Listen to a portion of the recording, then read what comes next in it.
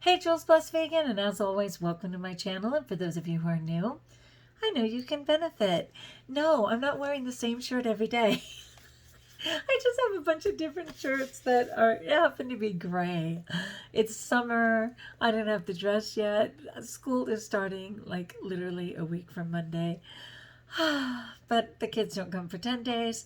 I will have to deal with it then. But for right now, I will just wear my simple shirts. We are still working on things with the house.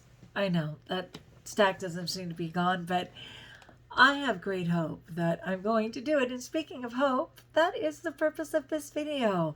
Prayers all around, my friends, for the insanity going on just in the world. I mean, but especially in our country, it's bad enough. The political situation is bad enough, but to deal with the catastrophes, I mean, who expected to see water seeping through the walls of Caesar's palace?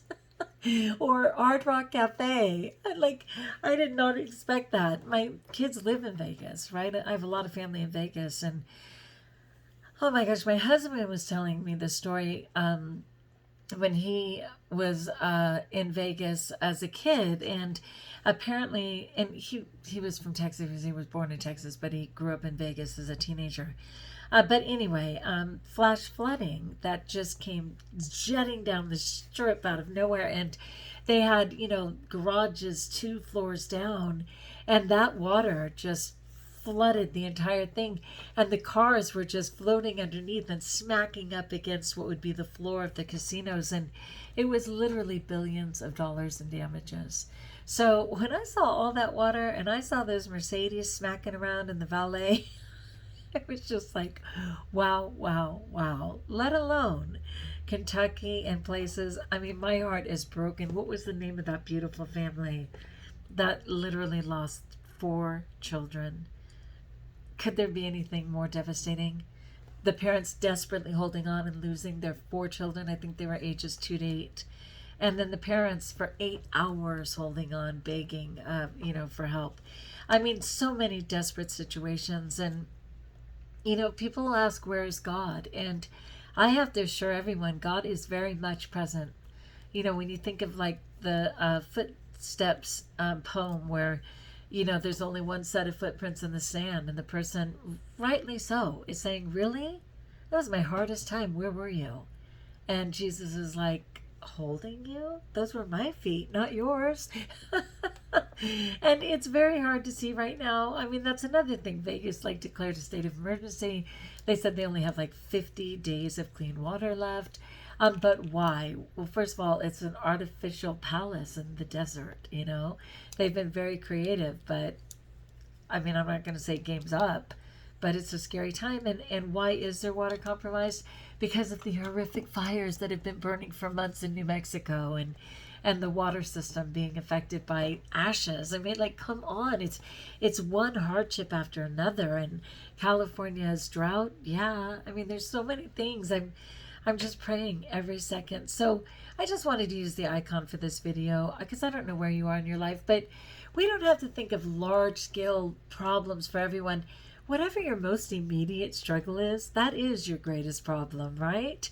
In the moment, whatever that is. For me, even though I was so blessed to be with family today, and I have a ton of family coming in. If you followed me at all, I have a huge family. But we literally have 90 people coming. That's kind of funny for my mom's 90th birthday. It's a big deal. And so because of all the dynamics and people bittery, fighting with whoever and we have more than one party going. So I luckily I made the cut for both. Thank you. But anyway, so that's going to be very, very busy next weekend. But our own children came. So we saw our son Jeffrey, we saw his lovely wife, we spoke with David, we spoke with Dale's father, my own family, let alone my belly button family, which is what I'm referencing, for those gigantic parties. But anyway, it's never comforted me to know that someone was hurting worse. I'm hurting, in the moment, right? Whatever that physical pain is. It didn't help to know that people were, whatever it is that people say, well, you should count your blessings because, and it's what, in this moment, this is real for me. And even though someone might have it worse, this is bad enough for me. So I want you to be gentle with yourself, and to just know that, feelings are never right or wrong, they just are. And whatever your situation is, I believe you. I believe that that hardship is real for you. And like for me today, I wanted so much to be present with the family, and I really did enjoy so much and felt so blessed. But I was obsessing about food because I'm, clean on my eating, and I didn't really have a plan for where we were going, and I wanted to have the grace in the moment, but I didn't want to talk about having a problem with food. I wanted to be a normie, which is always a little dangerous for me. And so it was a very stress-filled day for me in what was really a tremendous blessing of a day. And I had that dual dynamic going on, and I think that happens for a lot of us. I want to be present, but I can't ignore what my difficult struggle is, and that's not somebody else's struggle. So that was real for me, and it was a toughie. So it says hope is being able to see that there is light despite all of the darkness. Don't we all need to know that? Hope is being able to see that there is light despite all of the darkness. And there is a lot of darkness in our world right now. My goodness, like seriously. To be able to know, and I say it all the time, that God is in the details, that as long as we're breathing, there's hope. I need to hold on to that all the time. I really do, because I don't know how else to make it through my day. And imperfectly imperfect, and one step forward and three back, and 5 steps forward and 2 back. I always have to know. I wouldn't even be able to show up. I couldn't even show up for whatever it is that's required of me if I didn't have the hope of knowing, that God is present, and that everything is possible.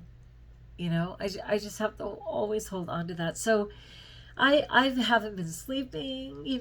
I've kind of been buggish. I did take a couple of COVID tests because I've been feeling really buggy, and I don't know if that's just, from clean eating and my body's just trying to figure it out or what it is, but I've just kind of felt like there's something. And luckily all of those tests have been negative, and I believe that they are negative, but I have been around a lot of people, and again, my mom is turning 90, and I'm not going to compromise my mom's health for my own selfish desire to be present.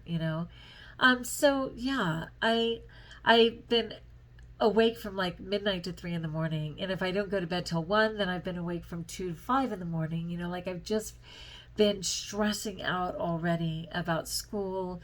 And granted, school involved me. I'm going to be teaching a 6-7 combo, which I did not expect to be doing. And so school contacted me a little sooner, which is the nature of the game. And so it's accidentally getting into my psyche, and I'm in my classroom, and I'm trying to navigate through things, and oh my gosh, my walls aren't done, my room's not done. And I was very brave when school got out and tore down all my walls for a fresh start. Now that school's about to start, not so much, right? I'm not as brave right now, and I'm trying to figure out how I can even do it. And then Dale's father, he's going to be 88, right?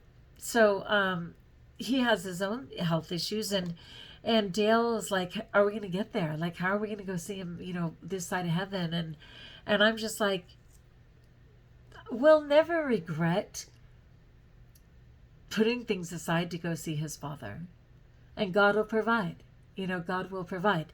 But there's a lot of dynamics in that. It's not only like trying to figure out who will care for the animals, and my situation coming up with my mom's birthdays, and all my family coming to town, and school about to start. And, there's not only all of that going on, but then again, there's all this natural disaster taking place. So, everything from difficult COVID to not being able to catch a flight because of, the water and the crazy heat and all those things, and even choosing to drive there, and the cost of gas. Like, there's so many things, and all I can go back to is hope. I have to have hope. We're here for a reason. Our one of our grandbabies is actually pregnant, 11 weeks pregnant, and I just think, every time I hear that someone is going to have a baby, I just know that once again God has invested and said, yeah, you guys are worth it. And I'm going to keep providing children, and the cycle is going to continue, you know?